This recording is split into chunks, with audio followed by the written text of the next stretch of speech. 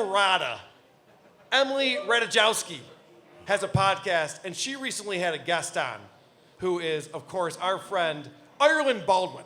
Yes. Yeah. Riveting. You ever heard Lovely of her dad? ladies. Riveting. You ever heard of her Relatable. dad? He's famous. All right, here's how it starts off, and then I'll pass it over to Mark and the gang to figure out what we want to play. But I want to start off with the intro here. Welcome, Ireland, to the podcast. You are a model, a philanthropist, soon-to-be mother, congrats, an entrepreneur, and yes, a Nepo baby. And we're going to talk about all of it. So thank you so much for being here. Thank you for having me. Remember when the word entrepreneur used to mean something? I get so frustrated. How many entrepreneurs are in the audience today? Everyone with an Etsy page is an entrepreneur now. I just love the energy they bring right out of the gate. It is just... This show is brutal. What? What are you talking about? I was hooked. I couldn't stop listening. They set the tone right away because she announces that she's pregnant and that she doesn't want to be on this podcast. She doesn't want to talk to anybody, and she doesn't want to fucking be on this video either. Well, she says that she can't breathe when she talks, so she can't talk. Good guess. Is that common with pregnancy? Hey, do you want to be a guest on my show? Well, I can't breathe or talk, but sure. Why not? That's cut zero, by the way, right? Oh, do you want to hear that? Yeah, let's lay it on Drew me. ruined it, but... Sorry. When I talk, I'll just give up on conversation altogether talking to someone. I'm like, I can't. I can't breathe. I gotta go. The most amazing thing is, she did not give up on the conversation with Emily Ratajkowski, which No. that is the one you give up on. Because there is nothing interesting coming out of Emily's mouth. She's trying to Only going in. She tried to George Floyd this entire interview just now, and it didn't work. Didn't get her out of it. Too soon? Too soon. But to talk all that time without breathing, that's incredible. It's incredible. Yeah, it's a talent. It is.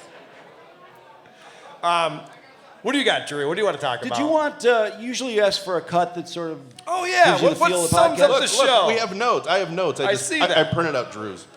It's the same notes. I think cut 7, the question just sort of gives you a pretty good idea what this podcast is all about. Yeah, I was going to ask you, what is your relationship to your body right now? Pretty relatable stuff. Wait, you don't think about that all the time, Drew? Like, I mean, I do, because my body hates me, and frankly, I fucking hate this body, It's a too. hate-hate relationship. I mean, we get along great. We really don't like each other in any regard. Well, we could listen to the answer, but instead, let's move on to cut 8, where, I'll just play the cut. Again, very relatable. Like, I am one of the most body dysmorphic people that, like, a lot of people have ever talked to in their lives. They're just like, what, you know? I can't imagine how shallow the people I hang out with are that we never talk about body dysmorphia. I mean, it sounds like it's something that comes up all the time. Well, I think people respond like what? Not because of her body dysmorphia. It's because she's a boring person to talk to, and she's not interesting at all. She's a drip. And I would just sit there and go, like what? What are you talking about?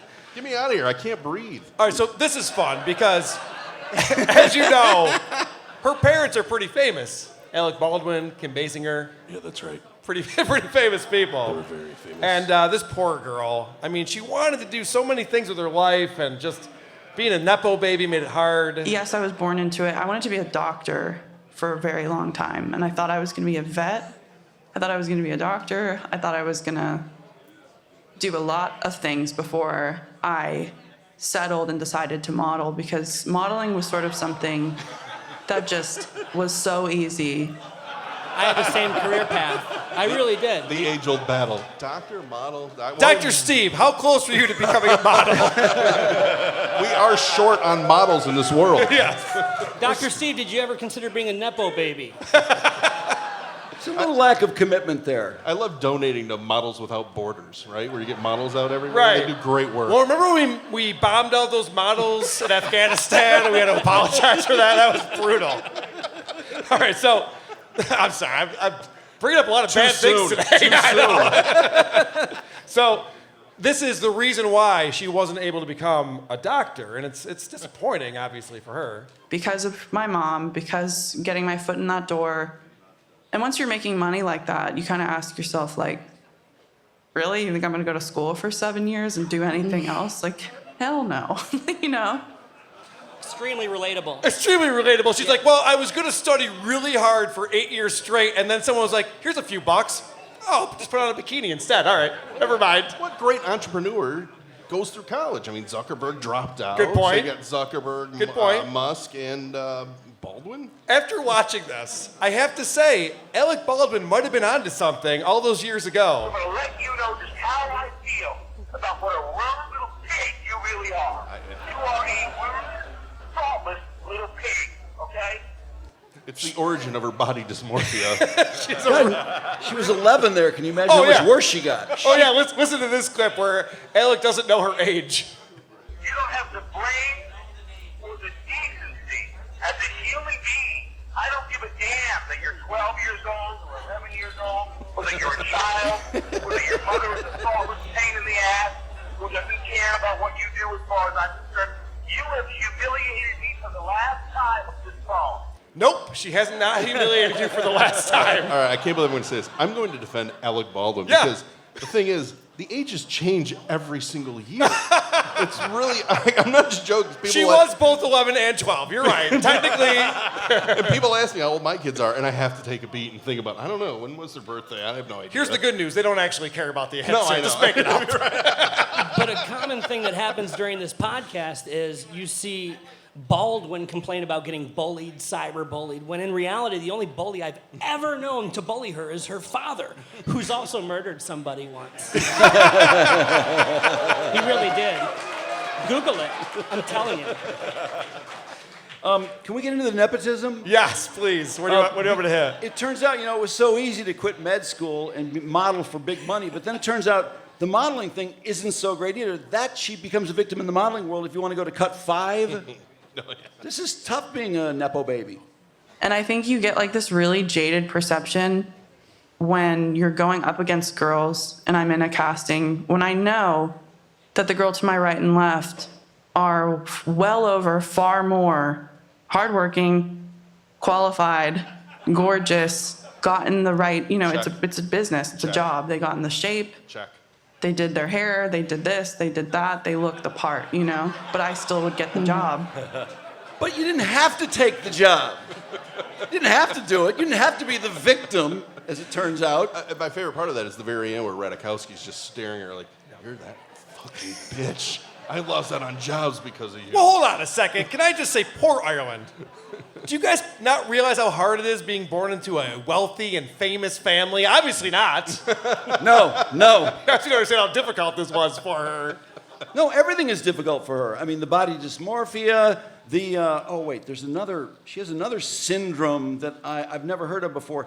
Go to Cut 8 and we can hear about, is it Cut 8 where she talks about another problem she has? We played 8, yeah. That's the Body, okay. Yeah. What's your relationship? I think with your number body? 9. I think 9 is another issue that she had, right? Oh, Yeah. yes. Yes. This I'm might be sorry. Radikowski asking the question. Yeah, don't get the idea I'm disorganized. How was that journey of kind of figuring out that it wasn't for you? And I know that you are 6 years free of anorexia and bulimia. Yeah, about 6. What has that journey been like, and how did you? I feel like it must be parallel to kind of discovering yourself as well. Would you like to be tortured with the answer? I don't think so. I don't even know what the question was. I hate the word journey. Yeah. I fucking hate that word. Don't Because Stop of the band? Believing. Don't Stop Believing is a great song, but asking someone about their fucking journey, so pretentious. Okay, does anybody know what her journey of bulimia was parallel to? She said it was parallel to something. I honestly missed it or can't figure it out. Well, I don't know. Journey's usually a positive thing, like on The Bachelor. But a journey to anorexia All and he bulimia. talks about is The Bachelor. I had to bring it up. That's the next segment, for crying out loud. All right, so I just want to point out Emirata is on point with the vocal fry. She is killing it with us. Being 16 and not having the maturity and the, perspective that it takes to really be able to handle that. And I mean, even full adults don't do a great job, but at least you can be like, I know who I am. I understand that this is a reflection of these people who are saying this and not of me. I mean, people are traumatized for life just by being bullied in school when the entire world is essentially bullying you. Can you Totally. imagine how traumatizing that was? Ribbit. I just realized the other affliction that comes up. Mark, it's cut 6. I've never heard of this affliction before. I'm sure it added to your imposter syndrome. Now, I've heard of a lot of plagues, maladies, afflictions. I've never heard of imposter syndrome. So, I mean, these people are talking about things, honestly, I've never heard of. That's what She's Rich 27. Little suffered from. It should be Rich Little disease, right? Well, yeah, could be. Well, the All right, reason that was why bad, she sorry. suffered from this I'm going to is see myself out. I tried. Please do. the reason why she suffered from this is because she was surrounded by attractive women, and she felt like she didn't belong. And she was right. That actually is the Maybe answer. I should go to med school. Yes, you should, actually. Carl, do you have a lot of cuts? It's all you, buddy. Oh, okay. Take it away. Did you guys hear about the baby shower? Yes. Yeah, they went to a strip club. I had one similar to this. Yeah, it was hot, Oh, baby shower? just like this one. Really? It's funny because she said she doesn't like the traditional baby shower because she doesn't like to sit and be looked at and while she's opening presents, which, model, they hate being looked at. Right. So she had the strip club baby shower where she proceeded to get on stage and have 8 strippers dance for her, she said. My So- mom she didn't even know what to do with the money. Like first of all, she threw a crumbled dollar bill, like as fast and as hard as she could. She just yanked it because she was so scared. Okay, this is Kim Basinger's best acting job because this is the woman who comfortably experienced double penetration on a casting couch, but she can't handle a strip club. 9.5 weeks. All right. Hold on a second, Drew. You have to explain this. She's usually on the other end of getting the money. DP, was it 1 on each side or was it 2 on the same side? I didn't understand what this DP was. One on each side. Okay. There might have been a third one. I don't know. I mean, she is a lady after all. All right, good. I don't know. Is it possible that Kim Basinger was that frightened of a strip club? I really have a hard time believing that. No. I also thought it was nice that she said her, her Christian friends? She made sure that all the Christian family members, because we know Stephen, he's a big Christian. All those Not people only did they not weren't come, invited. They were not invited. That's nice. I know. Great family. Anyway, the pregnancy was tough because not only could she not breathe, but let's see, very lonely. Cut 2. Being pregnant is very lonely. Nobody cares about you. You are the only one who knows what's going on with your body, and you have to translate those things, understand if it's normal, not normal. And it just, even if you tell your friends who have kids or whatever, it still just feels like you're on a journey completely by yourself. Totally, yeah. Another journey. There's a lot of journeys going on, Yeah. man. But haven't there been other pregnant women? I mean, is it really, you're really that alone? Every journey is individual to the woman itself. And I mean, when you have Like some Dr. kind of Spock. I don't know. I'm trying. I actually, I should have left 5 attempt joke. when famous rich women get together and complain about their lives, I actually enjoy it quite a bit. I can relate to it. It makes sense to me. They're attractive. They have money in the bank. I'm like, yeah, I get it. No, they have so many fucking problems. I don't know how they get by. I don't know. I can't It's imagine tough. how they do it. Well, I have a fun clip right here because apparently LA chewed up Ireland and spit her out. Yes. And so she has moved to Portland, and she talks about that here. Great life decision. So you're kind of in Portland, you're pregnant. You're kind of in Portland? How are you kind of in Portland? Like, no, she's in Portland. You're missing the point here, Amarana. It's not the case. So I just want to point out how shallow Ireland actually is. She sucks in every way.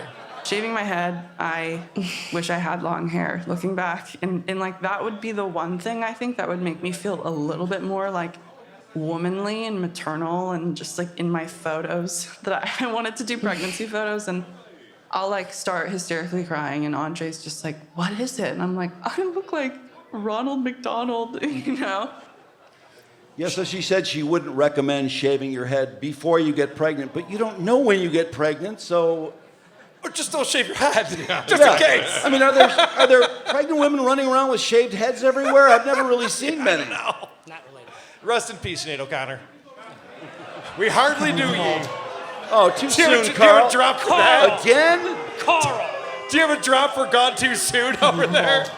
Oh yeah, I can get that one. All right. I'm ready. I think we should probably talk about Sinead O'Connor right now because we're all still grieving. Sure.